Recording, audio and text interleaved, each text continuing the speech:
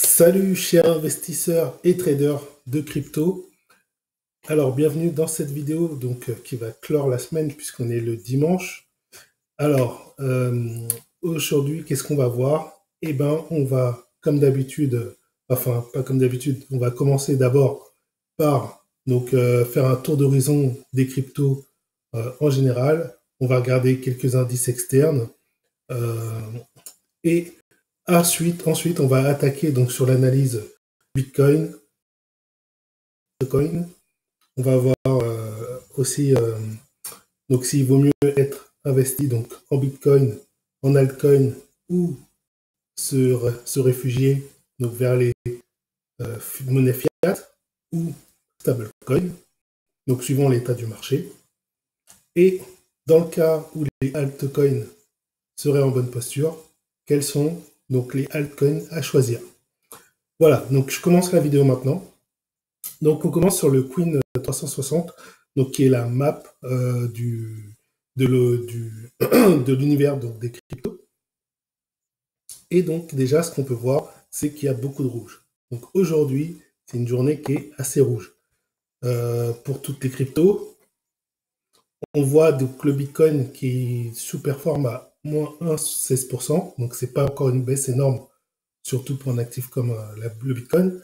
Mais par contre, on voit des cryptos qui sont quand même le BCH à moins 9%, on a le BSV à moins 13%. Bon, ce sont des cryptos assez extrêmes en fait dans leur fonctionnement. Le BCH et le BSV, c'est des cryptos c'est même vraiment des cryptos, comment dire, de spéculation.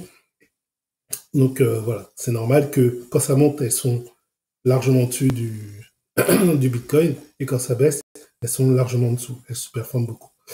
Alors, on a l'ETH qui est un peu plus stable comme crypto, qui fait moins 5%, donc c'est quand même, enfin, quasiment moins 6%, c'est quand même beaucoup. On a le XRP qui fait moins 8, alors qu'il n'y a pas si longtemps, il avait donné justement de belles performances.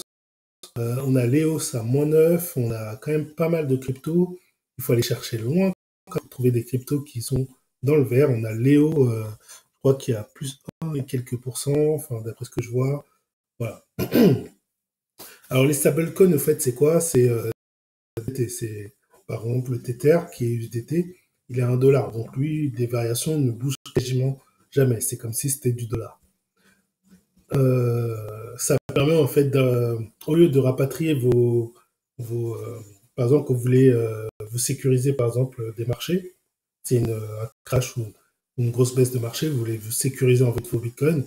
Généralement, ce que vous faites, c'est que vous allez vous transformer ça en monnaie fiat pour éviter les problèmes d'impôts, etc. Il y a les stablecoins qui vous permettent de rester dans l'univers des cryptos. Et voilà, donc en gros, c'est ça. Bref, maintenant, on va aller voir un autre indicateur externe qui s'appelle, sur le site Scalpex Index. Donc, j'en ai déjà parlé dans quelques vidéos précédentes. Donc, dessus, on retrouve le Fear and Greed. Le Fear and Greed qui est neutre, mais quasiment, il est quasiment dans quelque chose de bon. Alors, hier, il était à 64, donc il était dans mais il a baissé. Alors, ce qu'il faut savoir avec le Fear and Greed Index, c'est il a un temps de latence, il n'est pas en temps réel. C'est-à-dire que ce que vous voyez là, c'est pour la journée d'hier, c'est pas pour la journée d'aujourd'hui. Donc effectivement, si on regarde le cours du Bitcoin, donc je vais vous emmener sur le cours du Bitcoin, comme ça on va voir déjà comment est le cours du Bitcoin en ce moment. Donc voilà, donc déjà, si on regarde le cours du Bitcoin, on voit que la journée d'hier était baissière. La journée d'avant-hier était en bleu, donc elle était haussière.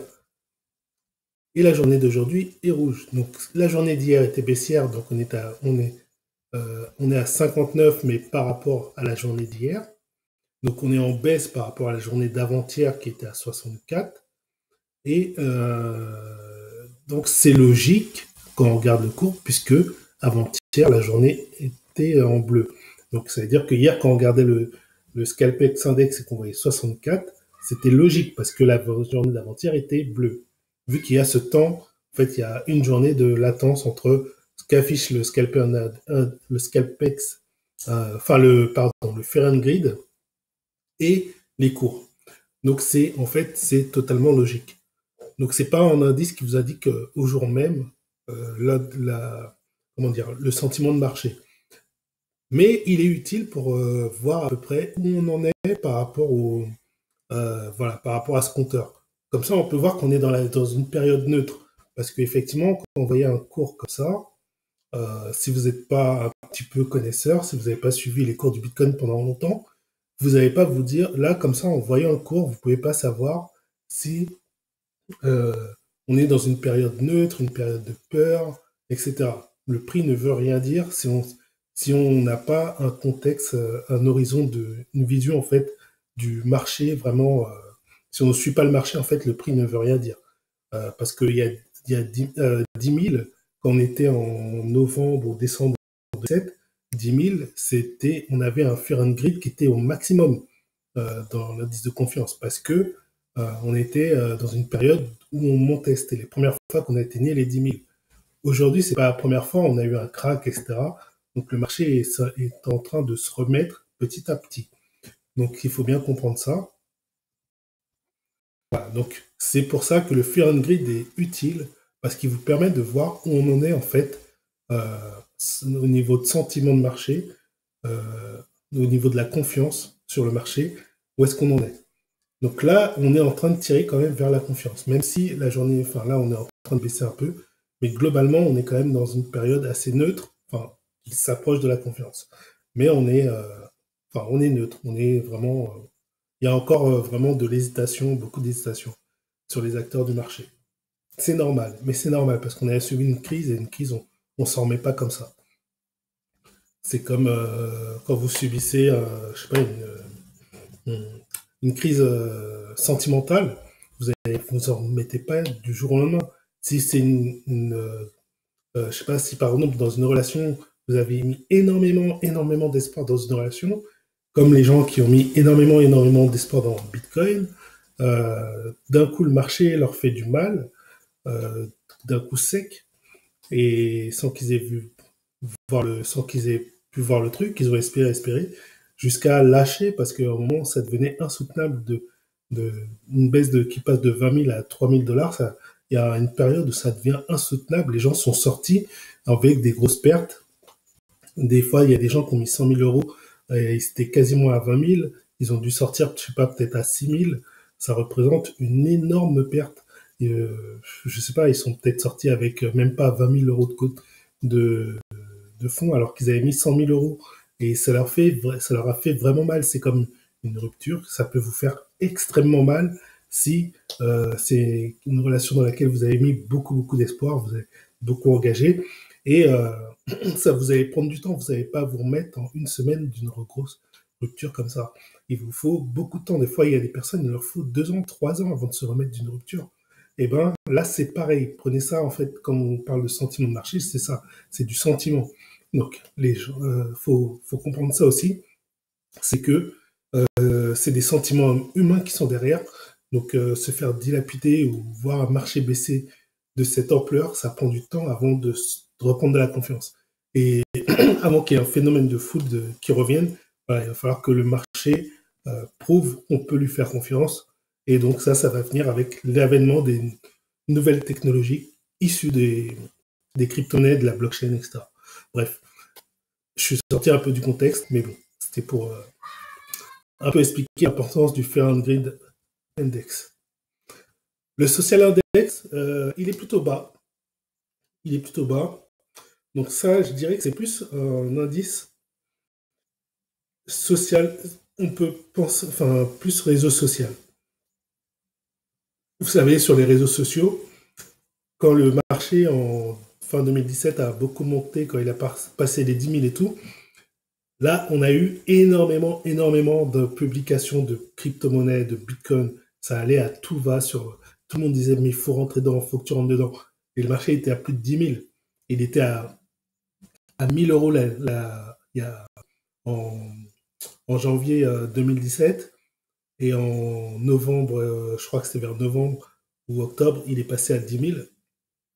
Et les gens vous disaient faut rentrer dedans. Vous vous rendez compte, c'est passé de 1 000 à 10 000, les gens vous disent de rentrer dedans à 10 000. Alors oui, on peut rentrer mais il faut faire attention, on rentre pas n'importe comment. Quand un marché a pris autant de valeur, on ne peut pas rentrer avec tout son cash. Il faut rentrer de manière très très light. Voilà. Et mais c'est vrai que c'est l'appât du gain en fait. C'est l'appât du gain. On voit un marché monter. Les gens, il y avait beaucoup de vous aviez beaucoup de médias qui vous disaient que ça pouvait monter à 100 000, beaucoup de youtubeurs, etc., qui vous disaient que ça peut monter à 100 000. Oui, ça peut monter à 100 000, mais ça ne veut pas dire que ça va le faire en flèche. Mais dans la tête des gens, voir un marché qui monte déjà à 10 000, de 1000 à 10 000 en une année, bah, la poursuite, c'est que peut-être que l'année prochaine, c'est à 100 000. Et ils ne se rendent pas compte, en fait, qu'il peut y avoir un crash, etc. Ça avait déjà beaucoup monté. Bon, bref, je ne vais pas rentrer plus dans les détails, mais c'est pour vous dire, voilà. Donc, au niveau des réseaux sociaux, il y a eu énormément de publications. Donc, le social index, à cette époque-là, il devait être dans le vert un maximum. D'ailleurs, dans une précédente vidéo, j'avais montré, euh, j'étais allé un peu en arrière, mais bon, on voyait pas vraiment. On voyait au niveau des barres qui sont vertes, là, les barres vertes, c'est social index. On voyait que tout était, pendant la grosse période de hausse, on voyait que tout était au maximum au niveau des barres vertes. Donc ça veut dire que le social index, lui, il était tout en, voilà, il était au up maximum quasiment. Donc, ce qui veut dire que le social index, il traduit vraiment ce qui se passe sur les réseaux. Et bien sûr, depuis qu'il y a eu le crash, alors ça s'est calmé. Et c'était même dans le rouge, je me rappelle, je crois, la première vidéo où j'ai présenté un Scalpex Index il y a peut-être une ou deux semaines, et ben c'était dans le rouge. Voilà, là c'est en train de se relever, c'est passé dans le orange, quasiment dans le gris, quasiment dans le neutre, c'est en train de se relever. L'intérêt au niveau des réseaux sociaux est en train de se relever. Voilà pour ça. Alors les autres, je peux pas trop vous les expliquer, mais voilà. Maintenant, je vais m'attaquer donc à l'analyse donc du Bitcoin. Donc le Bitcoin, vu en daily, donc on voit qu'il y a eu une forte hausse donc depuis le début janvier. On a eu la forte hausse, on a bien remarqué ça en février. Et voilà, donc là on est en train de corriger. On a une correction qui est plus importante que la précédente. Par contre, elle ressemble un peu à celle-ci.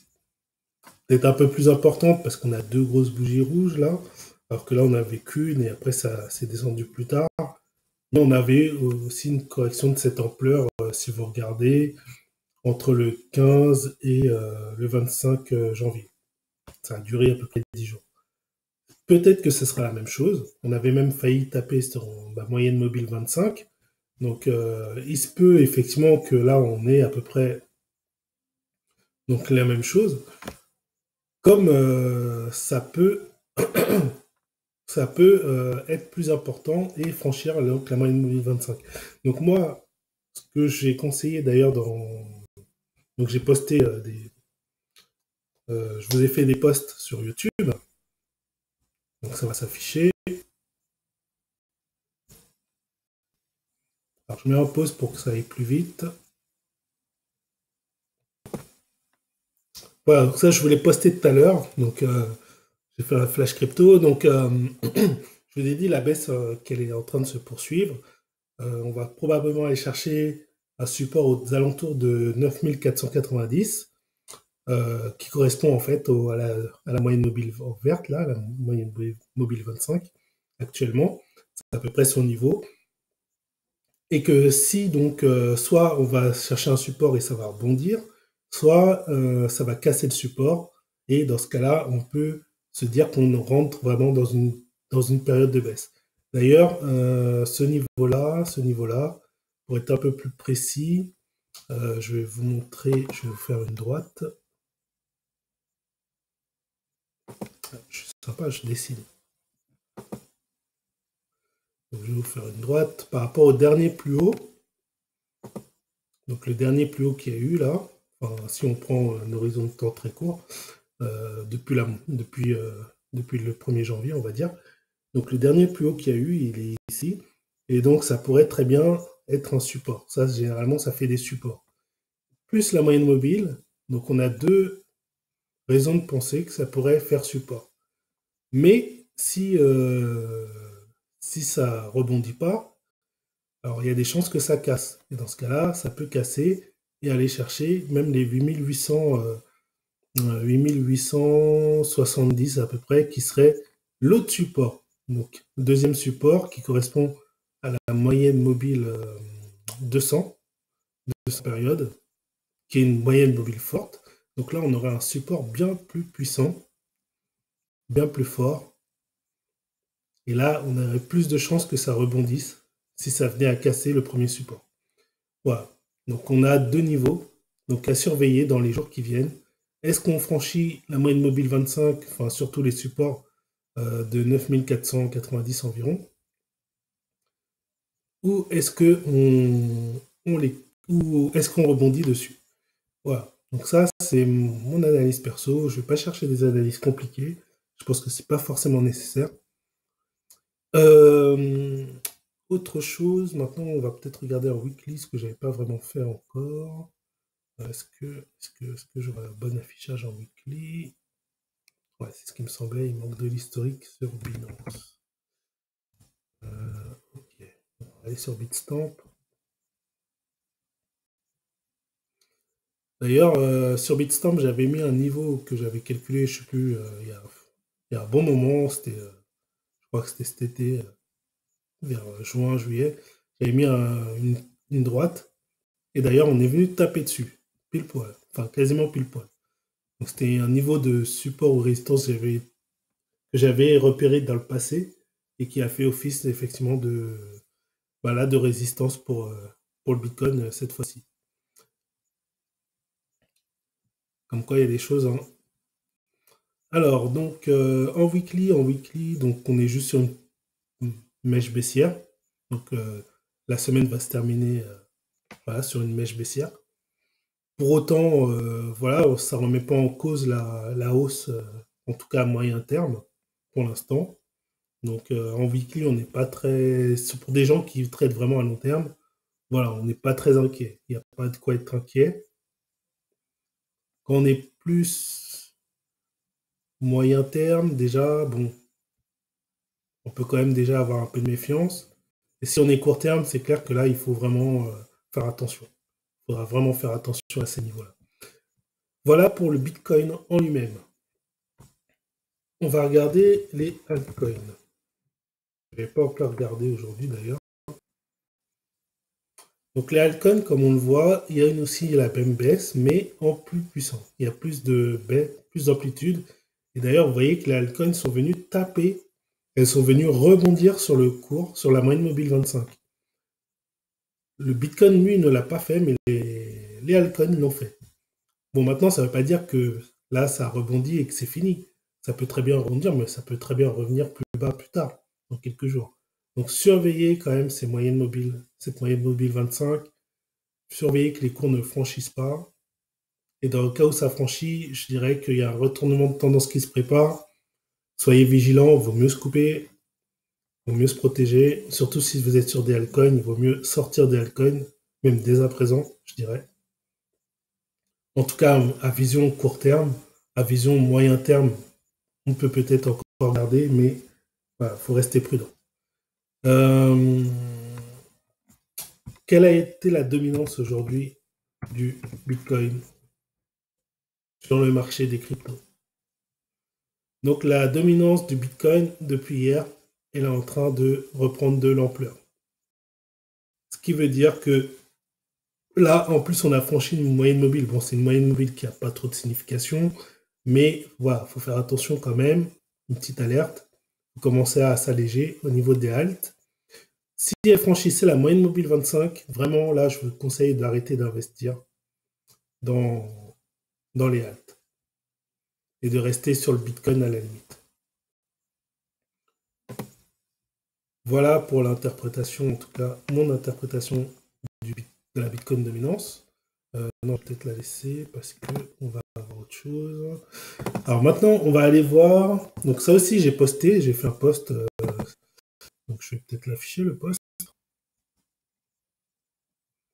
Voilà, donc j'avais fait un post. Non, c'est pas celui-là.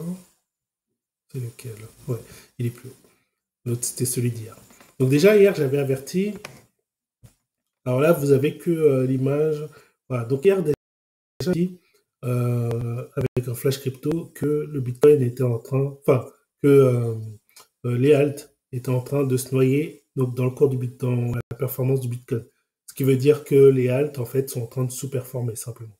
Donc là, on voit bien que hier, quand j'ai fait la vidéo, quand j'ai fait pas la vidéo, mais le screenshot, que le Bitcoin, lui, déjà était en perte de moins 2%, moins de 39%, mais que les alt étaient en perte de quasiment du double, de moins 5,10%. Donc, voilà, c'était même un peu plus du double, puisque, oui, un peu plus du double. Ouais, c'est ça. Donc, on perdait beaucoup plus à rester sur les alt qu'à se mettre sur Bitcoin. Alors, ça ne veut pas dire que toutes les haltes, hein, mais il y a toujours quelques haltes qui vont superformer le Bitcoin, mais elles deviennent très rares. Donc ça, c'est à court terme, puisque ça, c'est vraiment mon graphique court terme. Donc aujourd'hui, il est pire, ce graphique, il s'est empiré. Donc je vais vous le montrer. Donc, quand ça va vouloir s'afficher, je vais mettre en pause, encore une fois. Ah bah, ça s'est affiché sur l'instant.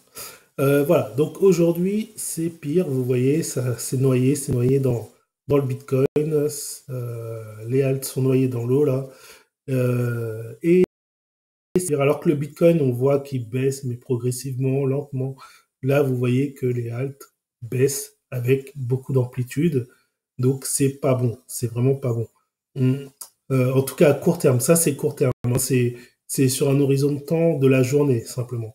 D'ailleurs, attendez, je vais réajuster, puisqu'il n'est pas réajusté. Il a perdu son ajustement. Voilà, moi je l'observe de cette manière. Vraiment sur la journée. Sur une journée glissante, donc on voit qu'il est, il est noyé, en fait. Hein, il a pris un pic de baisse. Donc, disons que donc là, la performance du Bitcoin est à moins 1,54% sur les dernières 24 heures. Alors que la performance des altcoins est moins 8,58% sur les dernières 24 heures. Il y a quand même un rapport qui est très important. Alors là, je n'ai pas calculé quel est le rapport.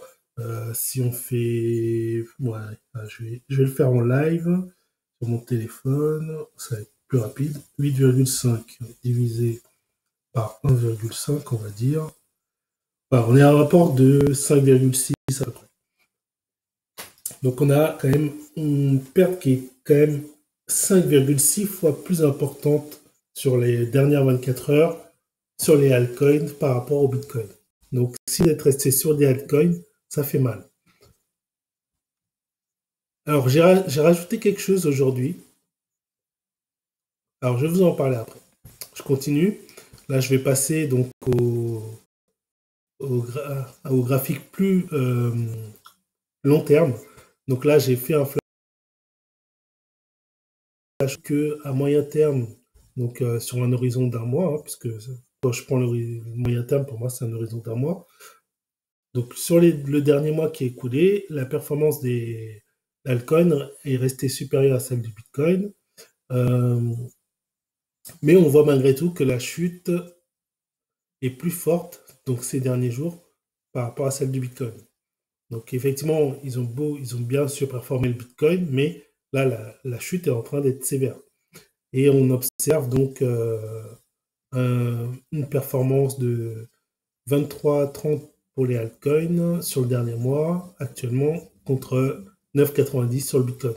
Mais si on prend la chute est beaucoup plus impressionnante sur donc les altcoins que sur le Bitcoin. Donc mon conseil, c'est de vous tenir à l'écart des alts pendant qu'elles sous-performent. Voilà, donc ça c'est mon conseil. Alors, est-ce qu'il va s'afficher? Voilà, donc là il s'affiche rapidement, très bien. Alors, donc, qu'est-ce qu'on va voir là? Alors, ça, j'ai pas besoin. On va agrandir. Voilà, ce sera plus sympa. Voilà, donc là, on voit effectivement cette grande chute qui est passée quand même en quelques jours, du 14 à aujourd'hui, 16 janvier, donc 16 février. Donc en 2 jours, c'est passé de moins de 50% à... Bon, après, c'est... Oui, de 50% à 24%. Donc ce qui veut dire une perte de... Ça a perdu la moitié. La moitié de performance, c'est quand même énorme. Et pour le Bitcoin, on est passé de quasiment 20% à 12%. On n'a pas fait la moitié, mais quand même, c'est aussi une belle perte. On a perdu 8%, c'est, je sais pas, c'est peut-être 40% de perte, à peu près 35-40%.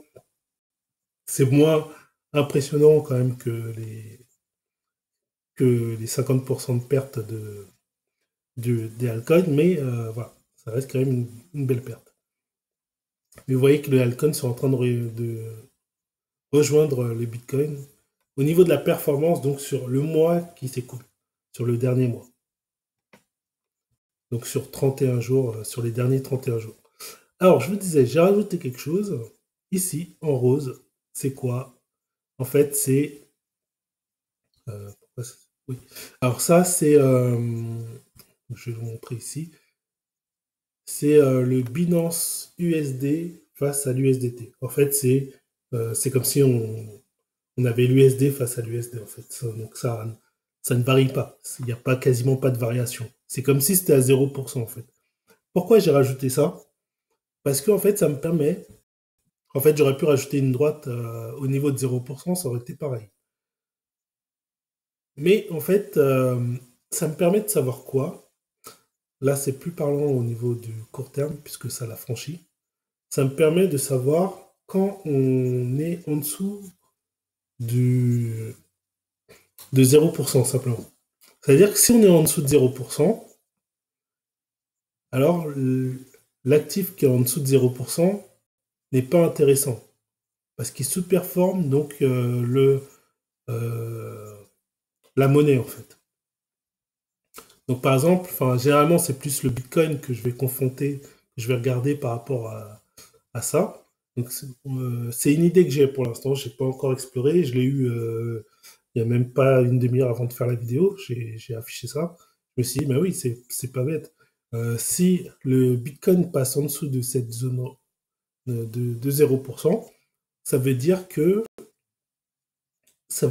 est moins intéressant d'être sur le Bitcoin. Et dans ce cas-là, autant mettre ce Bitcoin en USDT, par exemple, puisque ça se performe, en fait. Donc, c'est pas intéressant.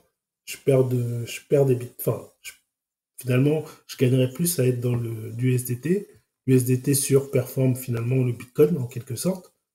Donc, si je suis en USD et pendant tout le temps où le Bitcoin sous-performe, eh ben, je vais gagner en fait de la valorisation de Bitcoin. En gros, c'est ça. Voilà. Pour l'instant, c'est un truc que je viens tout juste de mettre en place, mais voilà, je vais étudier ça et je vous en parlerai plus dans les prochaines vidéos. Euh, donc là, c'est à court terme, donc je ne vais pas forcément le faire sur du court terme, je ne sais pas encore, mais peut-être que sur l'horizon long terme, si ça passe en dessous, là, effectivement, il y a des chances que vraiment ça me préoccupe et que je me dise, bah, autant se mettre en USDT le temps que le marché reprenne. Bon, c'est à voir, je vais voir ça, je vais étudier ça. Comme je vous dis, c'est juste pour l'instant une première idée. Donc maintenant, est-ce que ça vaut le coup de investir donc dans les altcoins, dans le Bitcoin ou sur les monnaies fiat ou stablecoin comme l'USDT ou le Binance USD? Eh bien, clairement, les altcoins, c'est pas intéressant. Il faut sortir. Il faut aller dans le Bitcoin, voir les stablecoins sur le court terme. Vraiment, les stablecoins, comme je vous dis, là, c'est vraiment, d'après ce que je vois, c'est sur le court terme. Mais je dirais que pour l'instant, il vaut quand même mieux rester dans le Bitcoin, puisque il n'a pas encore vraiment déclenché un signal d'inquiétude. Pour l'instant, il n'a pas déclenché un signal d'inquiétude. C'est juste que voilà, il est en train de peut-être de se faire un petit temps d'arrêt avant de repartir. À voir. Voilà. Donc là, je raffiche le Bitcoin. Bitcoin. Voilà. Donc, comme je vous disais, hein, on surveille ce niveau. Si ça casse ce niveau, effectivement, peut-être que là, il faudra aller chercher de l'USDT ou enfin de la stablecoin ou des montos qui peuvent faire contre-valeur. Peut-être pas, peut-être comme le Binance. Des fois, le Binance permet de se réfugier aussi pendant que le Bitcoin est en mauvaise posture. C'est aussi un actif à regarder quand le Bitcoin va mal. Alors, on va le regarder d'ailleurs. Donc là, non, pour l'instant, c'est pas intéressant d'être dans le Binance, puisque le Binance aussi est en train de perdre. Donc non, c'est pas vraiment intéressant. Alors, on va quand même faire un petit tour vite fait des groupes, de mes groupes d'alt, simplement pour vous confirmer qu'effectivement, il n'y a pas vraiment d'opportunités. Voilà, donc là, vous le voyez, il n'y a pas d'opportunité. Il y en a une là, comme ça, qui sort. Et encore le link, voilà, il est en train de baisser, mais il surperforme encore un peu le Bitcoin, mais c'est pas terrible. Il est même négatif, hein, il est à moins 86%.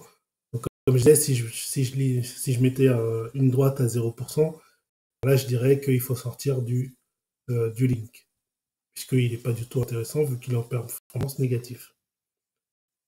On ne cherche pas à être en performance négative de manière générale. Ici, on en a une qui a fait quand même une belle performance dans la journée, mais très vite, elle est redescendue. C'est FTT. Bon, oui, mais bon, elle est redescendue, mais bon, ça reste quand même c'est bien supérieur, donc elle fait partie de celles qui remontent un peu le marché, mais bon, voilà, il fallait la saisir, et puis bon, qui dit qu'elle va vraiment continuer, ça c'est pas dit.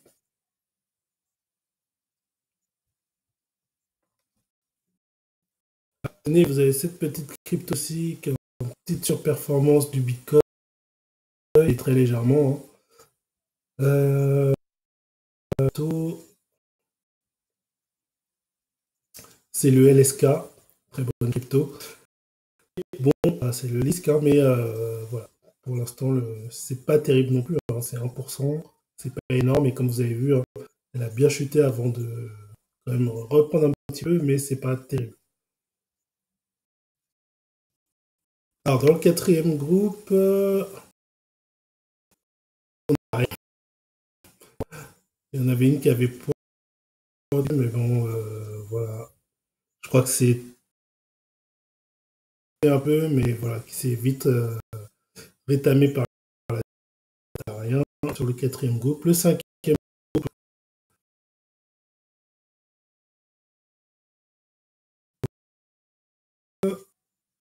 ça arrive, voilà. Ah, on en a une qui reprend un petit peu. Alors, on risque de s'afficher. Ah, c'est le fun. Donc le fun, effectivement, j'ai remarqué tout à l'heure. Donc il reprend à 6%, c'est pas mal.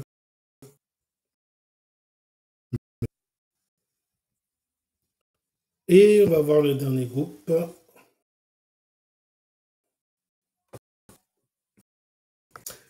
Et après, j'arrête ici. Ah, mince, mon boss. Très bien, ça. Une erreur de chargement.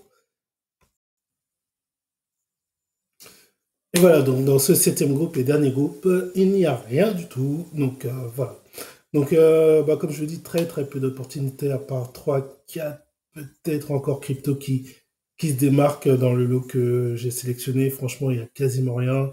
Donc comme voilà, donc voilà, il n'y a pas à dire.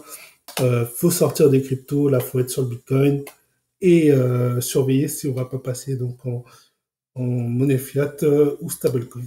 Allez, donc j'arrête cette vidéo. Merci de m'avoir écouté. N'oubliez pas aussi qu'il y a la promo donc pour la Ledger. Donc n'oubliez pas, parce que avoir une Ledger à 95%, enfin vous avez même deux Ledger à 95 euros, alors que une seule Ledger ça coûte 117 euros, enfin une Nano X, vous aurez une Nano X plus une Nano S à 95 euros, donc moins cher qu'une Nano X toute seule. en allant sur les liens qui sont en dessous de la vidéo, que je vous laisse pour vous. Et donc, il y a un lien qui va vous donner accès à la première promo, qui est d'avoir plus une Nano S offerte pour 117 €. Et en rajoutant le code promo qui est juste en dessous du lien, vous allez obtenir une promo vous allez obtenir donc la Nano X plus la Nano S à 95 €. Donc en gros, vous allez passer de 178 € à 95 €. Moi, je l'ai commandé, voilà, je l'ai reçu, elle est à la poste. J'ai pas eu le temps d'aller chercher vendredi ni samedi, donc voilà, je vais la chercher lundi, certainement. Eh ben, écoutez, bon investissement. J'espère que cette vidéo vous a plu. N'hésitez pas à me laisser un petit j'aime pour, voilà, pour que je puisse voilà, être un peu plus vu et puis voilà, qui sait, être apprécié par d'autres personnes de la communauté crypto. Allez, ciao!